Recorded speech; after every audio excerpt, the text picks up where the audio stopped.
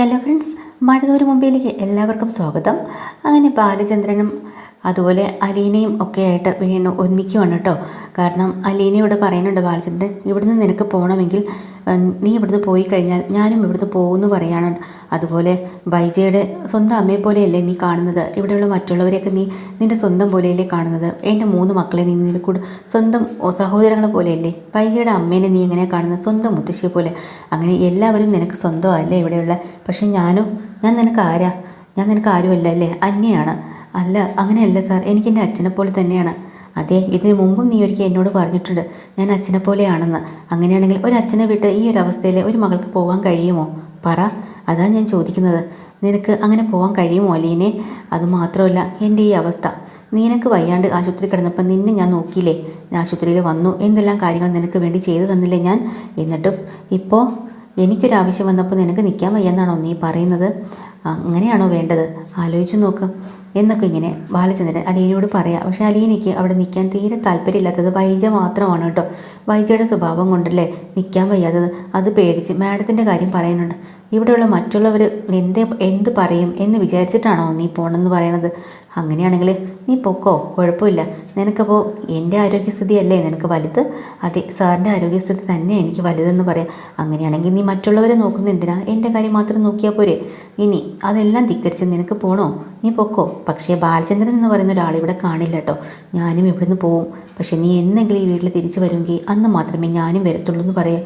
ഇതൊക്കെ കേട്ടോ അലീന അന്തം വിട്ട് പോവാട്ടോ. സാർ എന്തെങ്കിലുമൊക്കെ അറിഞ്ഞിട്ട് തന്നെയാണ് പറയണമെന്ന് മനസ്സിലാവുകയാണ്.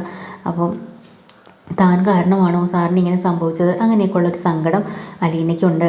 എന്നിട്ട് അലീനയോട് ബാലചന്ദ്രൻ പറയണം, പിന്നെ നിനക്ക് എന്നെ കെയർ ചെയ്യാൻ പറ്റുമോ? ഇനിയുള്ള എൻ്റെ കാര്യത്തിനെല്ലാം നീ തന്നെ നോക്കണം. എൻ്റെ ആവശ്യങ്ങളെല്ലാം കണ്ടു അറിഞ്ഞും ഞാൻ പറയുന്നത് പോലെ നീ ചെയ്തു തരണം. എനിക്കിവിടെ വേറെ ആരും ചെയ്തു തരണ്ട. പിന്നെ ഇങ്ങോട്ട് ആരെയും കടത്തിവിടേം വേണ്ട. നിനക്ക് എപ്പോൾ വേണമെങ്കിലും വരാം, സ്വാതന്ത്ര്യമുണ്ട്. പിന്നെ നീ എന്നെ എങ്ങനെയാണ് കാണുന്നത്, അച്ഛനെ പോലെയല്ലേ? ഞാൻ നിന്നെ എൻ്റെ സ്വന്തം മകളായിട്ട് തന്നെയാണ് ഞാൻ നിന്നെ കാണുന്നത്.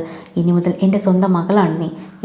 അതുപോലെ നിൻ്റെ സ്വന്തം അച്ഛൻ തന്നെയാണ് ഞാൻ. അങ്ങനെ തന്നെ വിചാരിച്ച് മുന്നോട്ട് പോയാൽ മതി.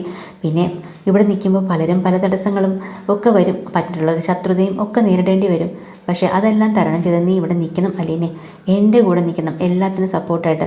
ഞാനായിരിക്കും ഇനി ഈ കുടുംബം ഭരിക്കുന്നത്, അറിയാലോ. അപ്പോൾ അലീന സന്തോഷിക്കുക കേട്ടോ. എന്നിട്ട് സങ്കടപ്പെടുകയും ചെയ്യുന്നുണ്ട്. അപ്പോൾ ഇനി നീ കരയരുത്, കണ്ണ് നിറയെ ചെയ്യരുത്. നിനക്കറിയാലോ എൻ്റെ മനസ്സ് വിഷമിക്കാൻ പാടില്ല, എനിക്ക് ടെൻഷൻ തരാൻ പാടില്ല എന്നൊക്കെയാണല്ലോ പറഞ്ഞിരിക്കുന്നത്. അപ്പോൾ അങ്ങനെ നമ്മുടെ മുത്തശ്ശിയോട് പോയിട്ട് പറയുന്നുണ്ട്, എന്തൊക്കെയോ സംഭവിക്കുന്നുണ്ട് ഇവിടെ, ബാലചന്ദ്രൻ സാറിനോട് പോകണ്ട എന്നൊക്കെ പറഞ്ഞിട്ടുണ്ടെന്ന്. അത് മുത്തശ്ശിക്ക് വലിയ സന്തോഷമാവുന്നുണ്ട് കേട്ടോ. വൈജയോട് ഭയങ്കര ദേഷ്യം തോന്നുന്നുണ്ട് മുത്തശ്ശിക്ക്. എന്നിട്ട് പറയുന്നത്, ബാലചന്ദ്രൻ പോകണ്ടെന്ന് പറഞ്ഞിട്ടുണ്ടെങ്കിൽ നീ ഉറപ്പായിട്ടും പോകണ്ട, നീ ഇവിടെ തന്നെ നിന്നാൽ മതി. എൻ്റെ കാര്യങ്ങൾ നീ നന്നായിട്ട് നോക്കുമല്ലോ, എനിക്കത് തന്നെ സന്തോഷം. അങ്ങനെ മനുവിനോട് അലീന സംശയം പറയുന്നുണ്ട്, സാർ എന്തുകൊണ്ടാണ് ഇതൊക്കെ പറഞ്ഞതെന്ന് എനിക്ക് തന്നെ അറിയണില്ല എന്ന്. ഇപ്പോൾ അങ്കിളിന് മനസ്സമാധാനമാണ് വേണ്ടത്, അത് കിട്ടണം. അതിനിപ്പോൾ നീ ആയിരിക്കും അടുത്ത് നിൽക്കേണ്ടതെങ്കിൽ നീ തന്നെ നിന്നാൽ മതി. എന്തായാലും പെട്ടെന്നൊന്നും നിനക്ക് ഇവിടുന്ന് ഓടിപ്പോകാനൊന്നും പറ്റില്ല അലീനെ എന്നൊന്നും പറയാട്ടോ. വൈജയന്തി ആണെങ്കിൽ ആകെ കട്ടക്കലിപ്പിലാണ്. മനുവിനോട് പരാതി പറയുന്നുണ്ട്, ഇതൊക്കെ ശരിയാണോ മനു ഇങ്ങനെയൊക്കെ കാണിക്കുന്നത്? ഞാൻ ഭാര്യയായിട്ട് ഞാൻ ഇവിടെ ഉള്ളപ്പോൾ സെർവൻറ്റിനെ വെച്ചിട്ട് അവരൊന്നും ചെയ്യിക്കേണ്ട കാര്യം എന്താണെന്നൊക്കെ ചോദിക്കുകയാണ്.